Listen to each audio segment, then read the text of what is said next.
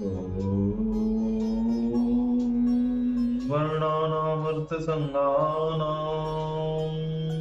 रसानां छन्दसामपि मङ्गलानां च कर्तारो वन्दे वाणी विनायको नारायणं नमस्कृत्य नरं चैव नरोत्तमम् देवीं सरस्वतीं व्यासं ततो जयमुदीरयेत्। गुरुर्ब्रह्मा गुरुर्विष्णु गुरुर्देवो महेश्वर गुरुर्साक्षात् परब्रह्म तस्मै श्री गुरुवे नमः। बोलिए सियावर रामचंद्र भगवान की जय, राधावर कृष्ण कन्हैया लाल भगवान की जय, उमा महेश्वर भगवान की जय, गायत्री ब्रह्मदेव भगवान की जय, सद्गुरुदेव भगवान की जय, माता पिता गुरुदेव की जय, समस्त संतगण भगवान की जय, समस्त भक्तगण भगवान की जय। ओम नमः पार्वती पतये हर हर महादेव।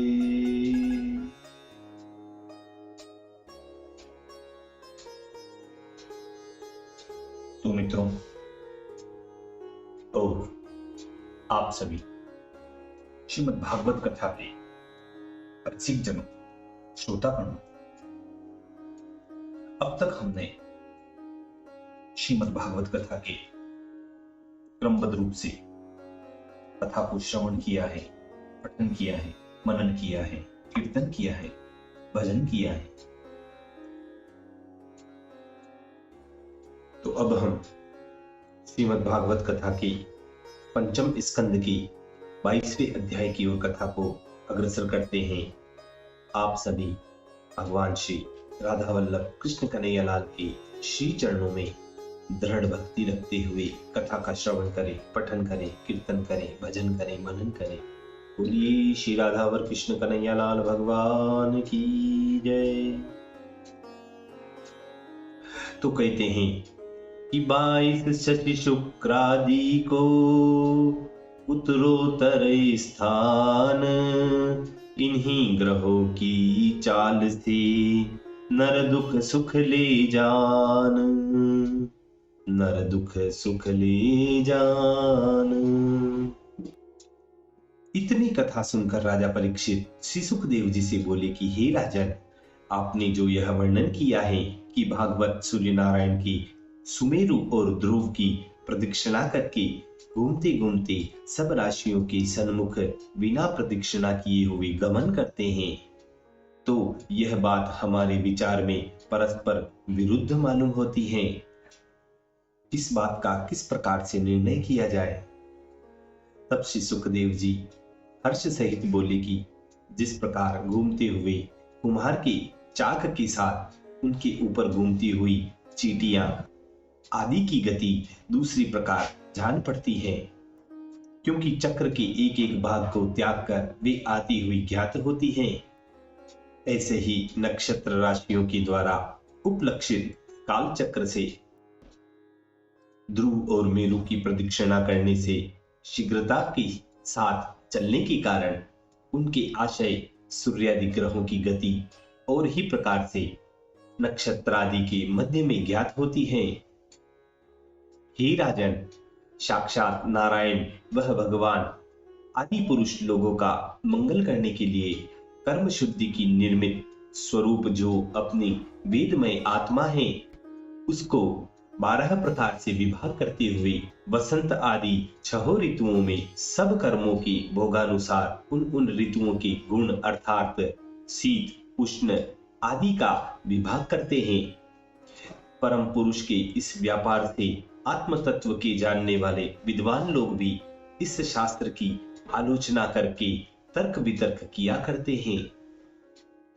इसलिए सब पुरुष जो कि वर्णाश्रम आचार पर चलने वाले हैं, वे लोग वेद में कहे हुए कर्मों से इंद्रिय रूपी और ध्यानादि योग विस्तार करके अंतर्यामी उन सूर्य नारायण की उपासना करके सब यथार्थ कल्याणों को प्राप्त कर लेते हैं। यह सूर्य ही सब लोगों की आत्मा है। स्वर्ग और पृथ्वी के मध्य में जो आकाश मंडल है, उसके मध्य में काल चक्र में स्थित होकर यही सूर्य 12 महीनों की राशि भोग करते हैं। मेषादि राशियों के नाम ही इन सब मासों के नाम हैं। यह सब मास संवत्सर के अंग है। हे राजन, सब महीने अलग अलग भांति के होते हैं। यह चंद्रमा की गति से 2 पक्ष का महीना होता है। सूर्य की गति के हिसाब से सूर्य के 2.25 नक्षत्र भोग करने के काल को 1 मास कहते हैं। यह 1 महीना पितरों के महीनों का 1 दिन रात होता है, अर्थात इन दोनों कृष्ण पक्ष और शुक्ल पक्ष में 1 मास होता है।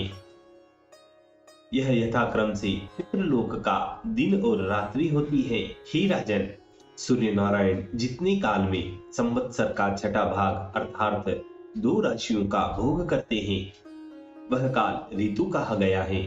इसलिए यह ऋतु संवत्सर का एक अंग है। इस प्रकार सूर्य नारायण जितने समय में पृथ्वी के आधे भाग में घूम जाते हैं, वह उतना काल अयन कहा जाता है।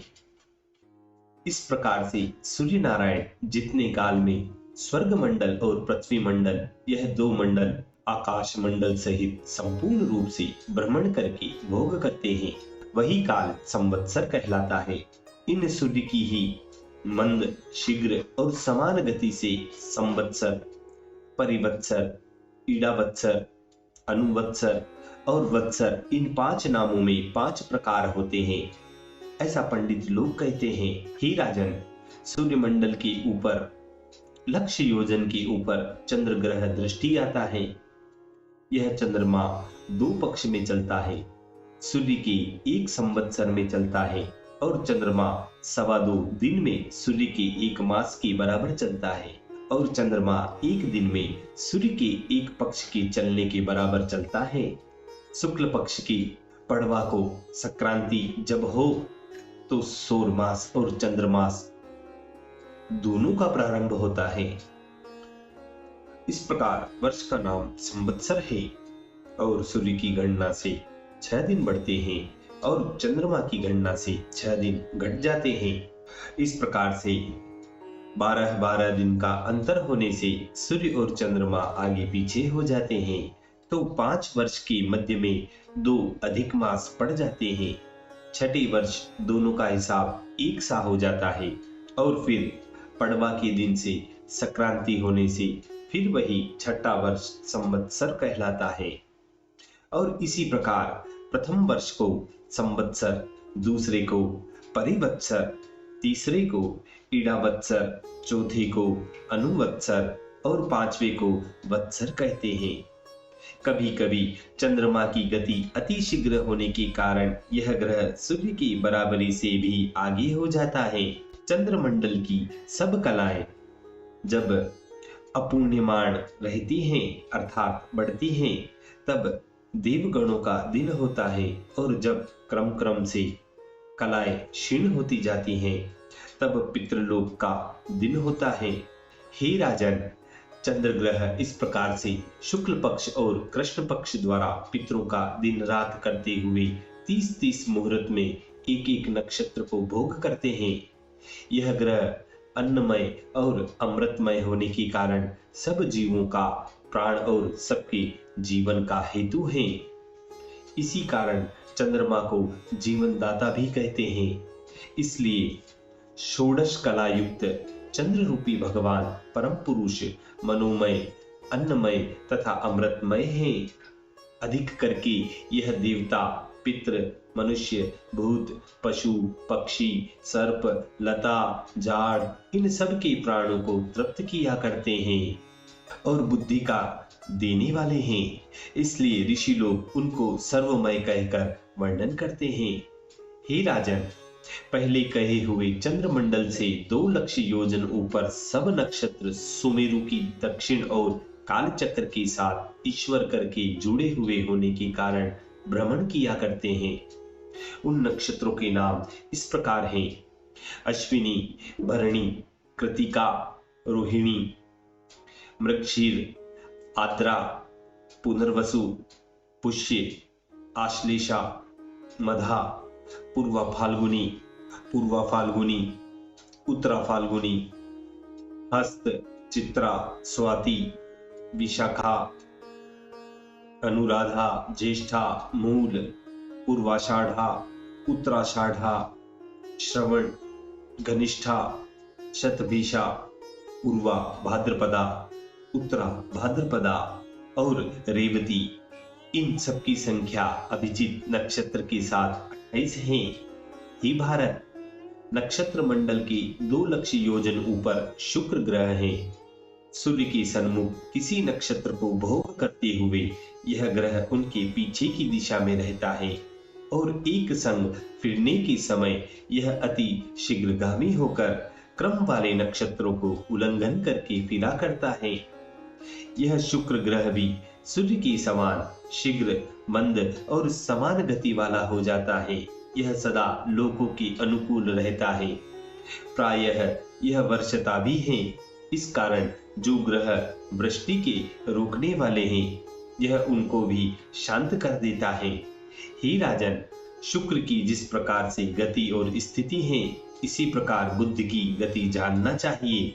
अर्थात बुध ग्रह भी कभी सूर्य के आगे और कभी कभी पीछे रहता है, परंतु शुक्र ग्रह से 2 लक्ष योजन ऊपर यह बुध ग्रह दृष्टि आता है। यह ग्रह भी प्राय लोगों को शुभकारी है, परंतु जब सूर्य से अलग हो जाता है तब बहुधा अतिशय पवन, निर्जल, मेघगटा और अनावृष्टि इत्यादि भय का यह विस्तार किया करता है। बुध ग्रह के ऊपर मंगल ग्रह है, वह भी 2 लक्ष योजन से दृष्टि आता है।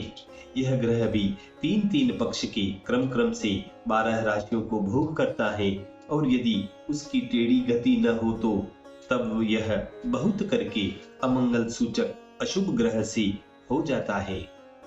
मंगल ग्रह के ऊपर 2 लक्ष योजन पर भगवान बृहस्पति जी हैं।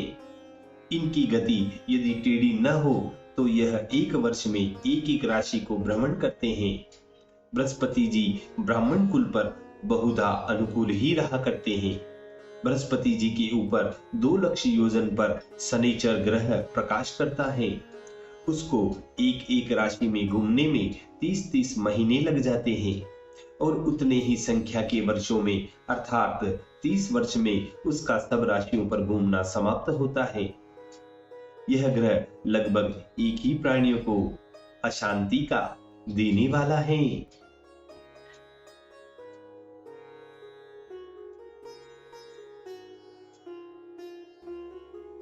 देने वाला है।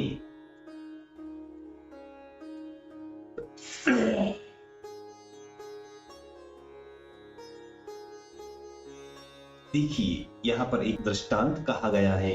एक समय रावण ने सब ग्रहों को कारागार में बंद कर दिया था, परंतु शनिचर भगवान नहीं आए। जब रावण ने शनिचर देवता को न देखा तो मंत्रियों को बुलाकर बोला कि क्या कारण है जो शनिचर हमारे बंदी ग्रह में नहीं है। मंत्रियों ने कहा, हे कृपानाथ, शनिचर क्रूर देवता है और अत्यंत दुखदायक है, इसलिए उसको नहीं लाए, क्योंकि दुष्ट को घर में रखना अच्छा नहीं होता, ऐसा कहा है।